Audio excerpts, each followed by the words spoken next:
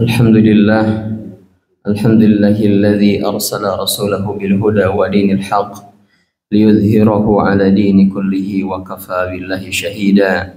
Asyhadu an la ilaha illallah wahdahu la syarika lah wa asyhadu anna Muhammadan abduhu wa rasuluh. Hadirin jamaah salat subuh Masjid Al-Fatah yang dimuliakan Allah Subhanahu wa taala. Kembali kita bersyukur kepada Allah Subhanahu wa taala di pagi hari ini. Allah masih memberikan kepada kita usia dan berbagai macam kenikmatan yang dengan itu semua kita bisa hadir di masjid ini melaksanakan sholat subuh berjamaah, berzikir kepada Allah Subhanahu wa taala sebagai satu kewajiban kepada Allah atas agama kita.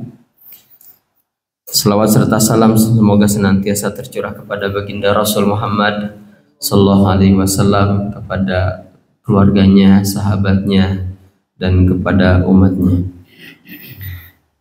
Di kesempatan pagi ini kita akan melanjutkan pembahasan rukun iman.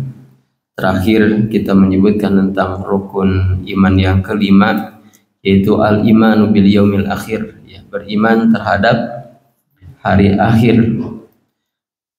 Setelah beriman terhadap hari akhir, rukun iman berikutnya adalah apa Pak? Iman terhadap takdir. Ya.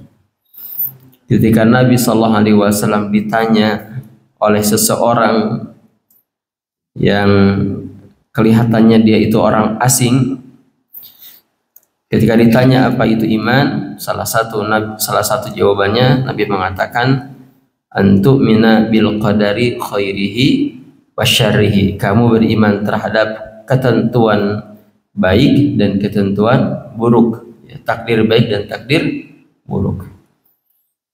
Sebagaimana dalam hadis yang panjang, ya, dikisahkan bahwa ada seorang yang berpakaian putih sekali, rambutnya hitam, kemudian tidak nampak bahwa dia itu dari perjalanan jauh. Datang ke majelis Nabi, para sahabat juga tidak mengenalnya. Orang ini dari mana? Disebut orang dekat karena pakaiannya menunjukkan dia bukan dari perjalanan jauh. Tidak ada sahabat yang mengenalnya, tidak ada satupun sahabat yang mengetahuinya dia siapa. Ya. Lalu kemudian orang ini datang mendekat kepada Nabi dan bertanya tentang beberapa hal. Dia bertanya tentang apa itu iman, apa itu Islam, kemudian apa itu ihsan, bertanya juga tentang kapan terjadinya hari kiamat. Nah, di antara pertanyaannya, apa itu iman? Kemudian Nabi mengatakan, iman itu antu'mina billahi wa malaikatihi wa kutubihi wa rusulihi wal yaumil akhiri wa antu'mina bil qadari khairihi wa syarrihi.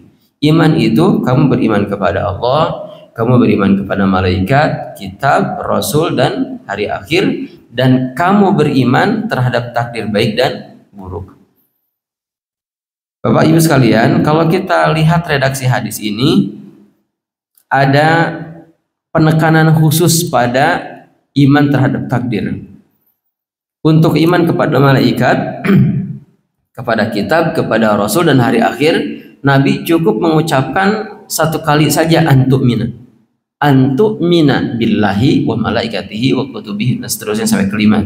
Antu'mina satu untuk 5 rukun iman. Tapi untuk takdir Nabi SAW menambahkan wa antu'mina bil qadari khairihi wa syarrihi. Ya, pakai antu'mina lagi.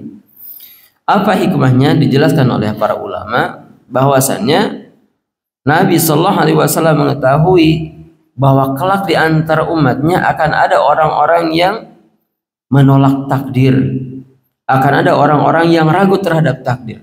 Makanya ditegaskan lagi bahwa rukun iman itu antu'mina bil qadari khairihi wa syarrihi. Ya. Dan adanya golongan orang-orang yang ragu terhadap kehidupan akhirat, di antaranya diriwayatkan bahwa ada 2 orang yang datang dari Irak kepada Ibnu Umar radhiyallahu anhu atau Ibnu Abbas. Ia mengatakan bahwasannya di Irak itu terdapat kajian-kajian ilmu. Ya, berbagai macam kajian. Dan kesimpulan dari semua kajian itu mereka menyatakan bahwa tidak ada takdir. Orang menentukan nasibnya secara sendiri-sendiri, tidak ada takdir. Lalu kemudian sahabat yang ditanya ini mengatakan, demi Allah, seandainya mereka menginfakkan emas sebesar Uhud, maka Allah Subhanahu wa taala tidak akan menerima infak mereka sampai mereka beriman terhadap takdir. Jadi seandainya mereka punya harta banyak sekali sebesar gunung Uhud emas, lalu kemudian diinfakkan di jalan Allah, Allah tidak akan menerimanya sampai mereka beriman terhadap takdir. Kira-kira kenapa tuh Pak? Kenapa sampai tidak diterima infaknya? Hanya karena mereka tidak beriman terhadap takdir. Apa hubungannya tidak beriman terhadap takdir dengan tidak diterimanya amal? Kenapa kira-kira itu Pak?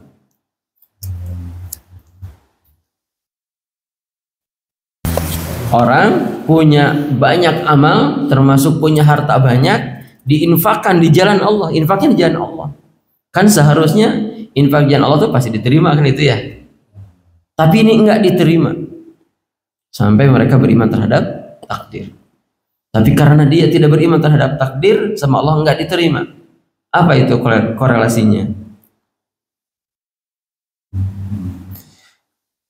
Karena tidak beriman terhadap satu rukun iman, maka dia kafir. Orang kafir diterima amalnya? Tidak. Sebanyak apapun orang kafir, tidak diterima amalnya oleh Allah Subhanahu wa ta'ala. Makanya kita harus yakin bahwa orang kafir itu sebanyak apapun kebaikan-kebaikan mereka, amal-amal mereka, ya tidak diterima di sisi Allah Subhanahu wa ta'ala. Dulu ada Lady Day, ya, terkenal itu. Dia orangnya baik katanya. Ya, orangnya sosial sekali, banyak membantu ini, membantu itu, ya. Membuat banyak program-program kemanusiaan, memberikan bantuan yang sangat besar. Banyak orang tertolong dengan hartanya, dengan kebaikannya. Dan Allah Subhanahu wa taala mentakdirkan ia wafat di usia muda. Nah, orang-orang yang melihat kebaikan-kebaikan Lady Day ini mengatakan, nggak mungkin dia masuk neraka. Karena kebaikannya banyak. Karena banyak orang yang telah mendapatkan jasa baiknya. Masa sih Allah kejam sekali masukkan dia ke dalam neraka padahal dia orang baik gitu kan? Padahal dia banyak melakukan amal soleh. Nah, kita sebagai orang muslim, sebagai orang mukmin tidak boleh ragu sedikit pun bahwa orang kafir yang wafat di atas kekafiran mereka tidak diterima amal-amalnya. Tidak diterima amalnya. Jadi mereka termasuk penghuni neraka. Tanpa ragu kita katakan ya. Sebagaimana hal itu disebutkan di dalam Al-Quran, sebagaimana hal itu disebutkan di dalam nas-nas Al-Quran dan hadis Nabi Sallallahu Alaihi Wasallam, bahwa orang-orang yang kafir dan mereka mati di atas kekafirannya, maka mereka menjadi penghuni neraka jahanam. Innal ladzina kafaru wa matu wa hum kuffarun ulaika ashabun nar. Orang-orang kafir yang mati di atas kekafiran, maka mereka menjadi penghuni neraka. Ya. Jadi orang itu amalnya sebanyak apapun tidak diterima kalau dia kafir, kalau dia tidak beriman, kalau dia tidak masuk Islam. Maka beruntung kita, Pak. Beruntung kita yang diberikan hidayah iman oleh Allah Subhanahu wa taala. Karena kita ini dengan iman ini, sekecil apapun amal-amal soleh kita, kalau dia ikhlas dilakukan karena Allah, insya Allah Allah terima. Berbeda dengan orang kafir. Orang kafir sebanyak apapun kebaikannya, amal solehnya ditolak oleh Allah. Orang mukmin, jangankan yang besar-besar, yang kecil saja, kalau dia lakukan diterima oleh Allah Subhanahu wa taala, diberikan pahala oleh Allah Subhanahu wa taala. Bahkan amal solehnya yang kecil itu, Kalau dilakukan atas dasar iman, atas dasar ikhlas, bahkan akan menjadi sebab terselamatkannya dari api neraka dan akan menjadi sebab masuknya ia ke dalam syurganya Allah Subhanahu wa taala. Apa mungkin? Ya, sebagaimana Nabi sallallahu alaihi wasallam menyebutkan tentang umpamanya kisah seorang wanita yang pezina, Pak ya. Seorang wanita pezina yang kehausan, lalu kemudian ia mau mengambil air minum dari sumur. Di saat yang bersamaan, ya, ketika ia mengambil air dari sumur, ditarik ke atas dengan sepatunya karena nggak ada wadah untuk bisa mengambil air. Dengan sepatunya dia ambil air, kan sedikit itu ya. Lalu kemudian dia melihat anjing yang kehausan, lalu diberikannya air ini kepada anjing, lalu kemudian anjing ini minum, dan qadarullah wanita ini mati kehausan, ya, karena jatahnya dikasihkan ke anjing. Lalu kemudian Nabi SAW mengatakan bahwa wanita ini masuk ke dalam surga. Amal ringan, amal kecil gitu, hanya beri minum air. Dan yang melakukan itu seorang pendosa, dosanya dosa besar, bahkan berzina. Tapi karena dia seorang yang beriman, seorang muslimah, meskipun dia melakukan dosa, maka karena dia dilakukan dengan tulus, ikhlas, maka kemudian menjadi sebab ia masuk ke dalam surga. Maka beruntung, betul-betul beruntung kita oleh Allah Subhanahu wa taala diberikan iman, yang dengan iman itu amal-amal soleh kita yang kecil ataupun yang besar diterima di sisi Allah Subhanahu wa taala. Nah, jadi iman kepada takdir ini perkara yang penting, ya, perkara yang penting. Oleh sebab itu wajib bagi kita mengetahui, meskipun tidak betul-betul rinci, ya, minimal global, tentang iman terhadap takdir ini, ya. Takdir itu artinya ketetapan, puncak sesuatu, ya, ketetapan Allah terhadap makhluknya, yang mana ketetapan ini sesuai dengan ilmunya yang terdahulu serta apa yang sesuai dengan hikmahnya. Jadi Allah Subhanahu wa taala itu, Bapak Ibu sekalian, ketika menetapkan sesuatu beda dengan kita, dengan makhluk. Kalau Allah Subhanahu wa taala menetapkan sesuatu itu dengan ilmunya dan dengan hikmahnya. Kadang beda dengan kita. Kita itu melakukan sesuatu tanpa mempertimbangkan ini, tanpa ada ilmu yang menyertainya, tanpa ada hikmahnya. Pokoknya lakukan aja, kan gitu ya. Saya ingin ini, kemudian bisa melakukannya, lakukan saja, kan gitu. Ya, adapun Allah ketika menetapkan sesuatu terhadap hambanya itu dengan ilmunya dan dengan hikmahnya. Artinya tidak ada sesuatu pun yang dilakukan oleh Allah, yang ditetapkan oleh Allah, kecuali ada hikmahnya. Ada hikmahnya, ya. Dan orang yang beruntung adalah orang yang mampu mengambil hikmah dari setiap kejadian, dari setiap apa yang terjadi, dan dari setiap ketetapan Allah Subhanahu wa taala. Termasuk umpamanya hikmah dari terjadinya peristiwa besar saat ini, yaitu terjadinya perang besar ya di mana Pak? Di Palestina, Pak ya. Ada hikmahnya, mesti ada hikmahnya. Dan masing-masing kita berbeda-beda, ya, kemampuan mengambil hikmahnya. Mungkin ada orang yang bisa mengambil sekian banyak hikmah, ya, bisa belasan, bisa puluhan hikmah yang diambil dari kejadian ini. Tapi mungkin juga ada yang hanya bisa mengambil hikmah satu atau dua hikmah saja. Dan mungkin juga ada yang tidak bisa mengambil hikmah. Mungkin mereka hanya melihat, oh ini perang besar gitu, antara iman dan kufur. Oh sekian banyak yang korban. Oh begitu kejadiannya. Mungkin cuma gitu saja. Ada yang cuma begitu saja. Dia nggak bisa mengambil ibrah, pelajaran dan hikmah dari kejadian ini, ya. Makanya salah satu doa yang biasa kita baca, Allahumma ftah lana hikmataka wansyur, kan? Gimana Pak?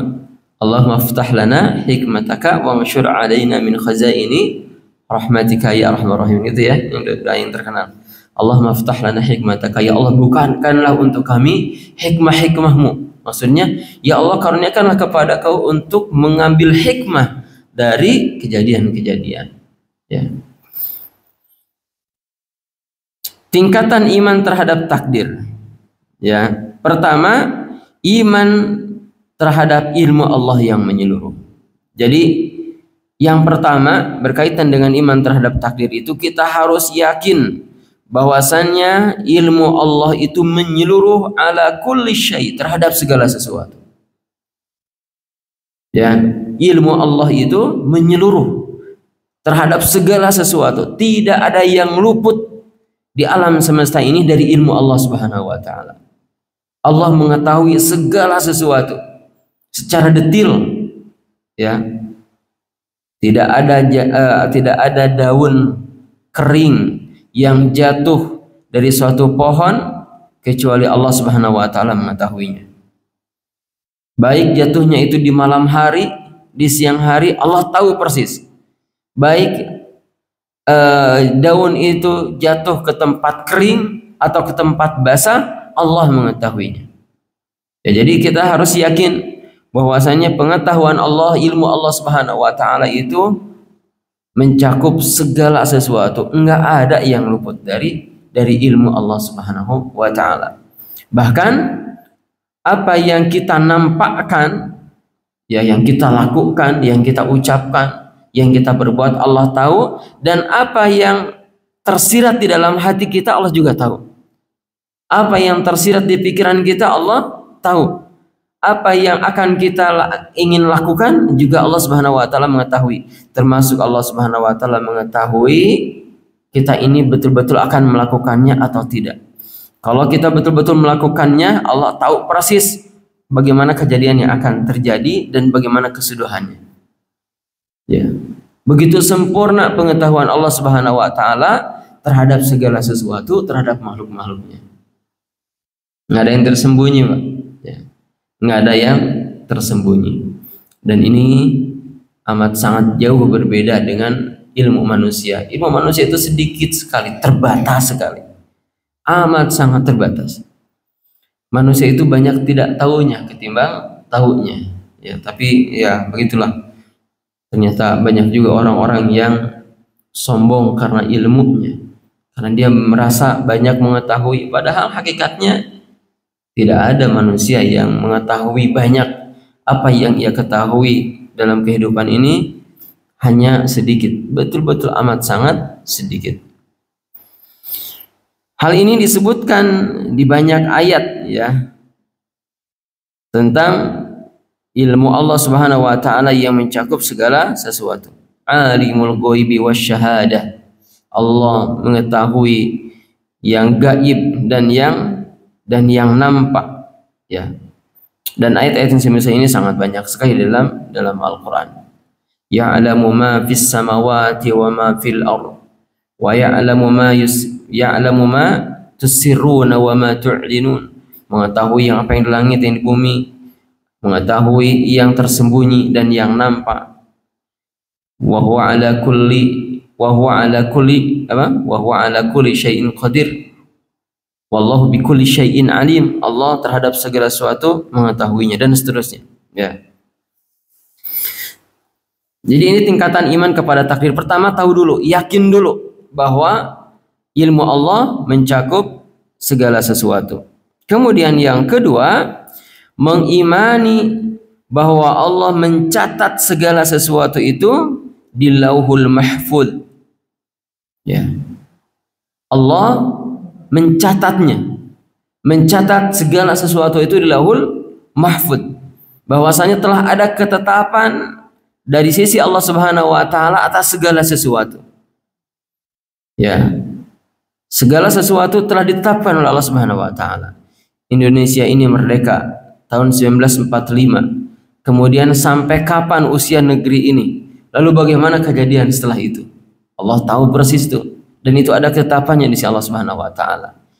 Si fulan akan lahir pada hari ini tanggal sekian, lalu kemudian ditetapkan bikatsbi rizkihi, ditetapkan tuh rizkinya kayak gimana, akan banyak, sedikit, lapang, sempit, dengan cara apa dia mendapatkan rizkinya ditetapkan Allah Subhanahu wa taala.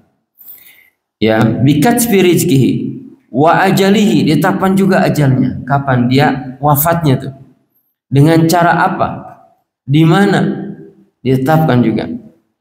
Wa ajalihi, ya, bikatsbi rizkihi wa ajalihi, apa lagi Pak? Ada 4 kan ya.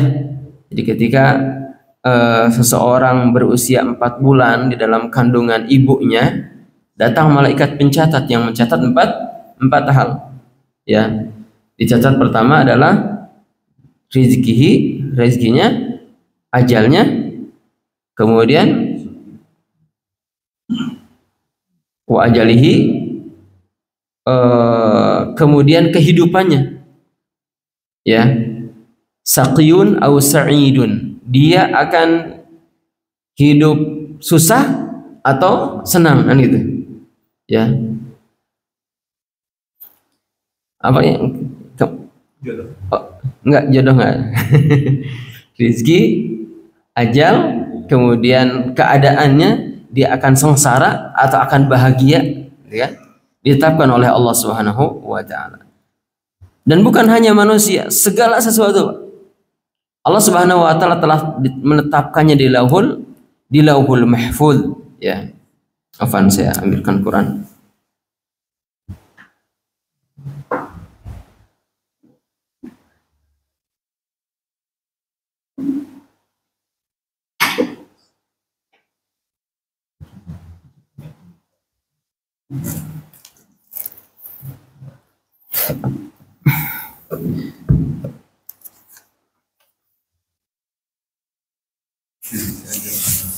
Amalnya, ya, wa amalihi, dan amal-amalnya ditetapkan juga oleh Allah Subhanahu wa taala. Dan setiap orang akan melakukan apa-apa yang menjadi ketetapannya di sisi Allah Subhanahu wa taala.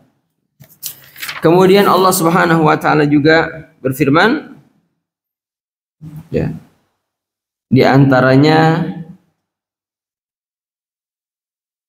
di dalam surat Al-Buruj, ya, Allah katakan bal huwa Qur'anun Majid fi lauhim mahfuz. Bahkan yang didustakan orang kafir itu adalah Al-Qur'an yang mulia, fi lauhil mahfuz, yang tersimpan dalam tempat terjaga, yaitu lauhul mahfuz, ya, di lauhul mahfuz.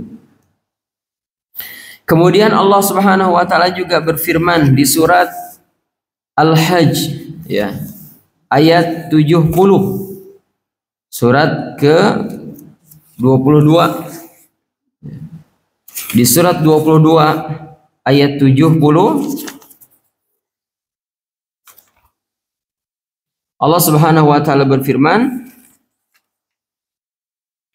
tidakkah engkau tahu Muhammad, alam ta'lam anna Allah ya'lamu ma fis samawati wal ard, inna dzalika fi kitab, inna dzalika 'ala Allahi yasir. Tidakkah engkau tahu bahwa Allah mengetahui apa yang di langit dan ada yang bumi? Sungguh yang demikian itu sudah terdapat dalam sebuah kitab, yaitu di Lauhul Mahfuz. Inna fi dzalika fi kitab, telah ditetapkan dalam kitab di Lauhul Mahfuz. Inna dzalika 'ala Allah yasir, dan yang demikian itu bagi Allah amat sangat mudah bagi Allah Subhanahu wa taala. Kemudian lagi disebutkan oleh Allah Subhanahu wa taala di dalam surat Yasin, ya, ayat ke-12. Allah Subhanahu wa taala berfirman, inna nahnu nuhyil mauta wa naktubu ma qaddamu wa atharahum wa kulla syai'in ahsaynahu fi imamin mubin. Di sini ada kalimat wa naktubu ma qaddamu wa atharahum, dan kami menuliskan catatan apa ya, atau amal apa yang mereka kerjakan dan jejak atau bekas mereka. Ya. Allah Subhanahu wa taala telah menetapkan, mencatat apa yang mereka kerjakan, dan catatan-catatan itu ada di Lauhul Mahfuz. Ya, ketetapan itu ada di Lauhul Mahfuz. Ayat-ayat yang berbicara tentang ini juga banyak di dalam Al-Qur'an. Jadi yang pertama, setelah kita mengetahui bahwa ilmu Allah itu mencakup segala sesuatu, kemudian yang kedua meyakini bahwa segala sesuatu itu telah dicatat oleh Allah Subhanahu wa taala dalam catatannya di Lauhul Mahfuz. Bapak Ibu hadirin rahimakumullah, kita semua manusia itu kan menginginkan hidupnya bahagia. Maka segala sesuatu ia tempuh untuk meraih kebahagiaan. Ya. Orang melakukan banyak hal untuk mendapatkan kebahagiaan. Tetapi Allah memiliki sunatullah bahwa yang akan ia dapati dalam kehidupan bukan hanya kebahagiaan. Ya. Kadang-kadang seseorang itu ditimpa musibah, ditimpa ujian-ujian. Baik ujian yang menimpa hartanya, menimpa keluarganya, orang-orang ia cintai, ya, pekerjaannya, dan apa saja sesuai dengan yang dikehendaki oleh Allah Subhanahu wa taala. Orang yang tidak meyakini bahwa segala sesuatu itu telah Allah tetapkan di Lauhul Mahfuz, maka dia akan mudah goncang jiwanya, sempit dadanya. Jadi orang-orang yang stres itu salah satu sebabnya adalah karena lemahnya keyakinan bahwa segala sesuatu itu telah Allah Subhanahu wa taala tetapkan di Lauhul Mahfuz. Ya. Dan orang itu tidak bisa lari dari takdirnya. Orang yang meyakini tentang ketetapan Allah Subhanahu wa taala Lauhul Mahfuz, ketika dia diberikan kelapangan hidup, dia akan bersyukur kepada Allah Subhanahu wa taala. Ya, dan itu menjadi sebab akan datangnya rizki yang lain, tambahan rizki. Tapi juga kalau yang datang adalah sesuatu yang buruk, ya, musibah, maka dia akan bersabar karena yakin bahwa itu pun ketentuan dari Allah Subhanahu wa taala. Beriman terhadap takdir ini akan menyebabkan orang tetap lapang hatinya, baik di dalam keadaan ditimpa kebaikan ataupun ditimpa musibah, ya. Kemudian tingkatan iman terhadap takdir yaitu iman terhadap masyiah atau kehendak Allah yang menyeluruh serta kekuasaannya yang pasti terlaksana. Apa yang dikehendaki Allah pasti terjadi, dan apa yang tidak dikehendaki oleh Allah tidak akan pernah terjadi. Ya, yakin bahwa Allah itu punya kehendak yang universal dan kekuasaannya pasti terlaksana. Apa yang Allah kehendaki tidak ada yang bisa menghalanginya. Ya. Apa yang dikehendaki Allah pasti terjadi, dan apa yang tidak Allah kehendaki tidak akan pernah terjadi. Makna ini sering kita ulang-ulang dalam zikir habis salat, Pak, ya. Allahumma la mani'a lima a'taita wa la mu'tiya lima mana'ta. Ya. Tidak akan terhalang kepada orang yang Allah beri, ya. Dan la mani'a lima a'taita wa la mu'tiya lima mana'ta.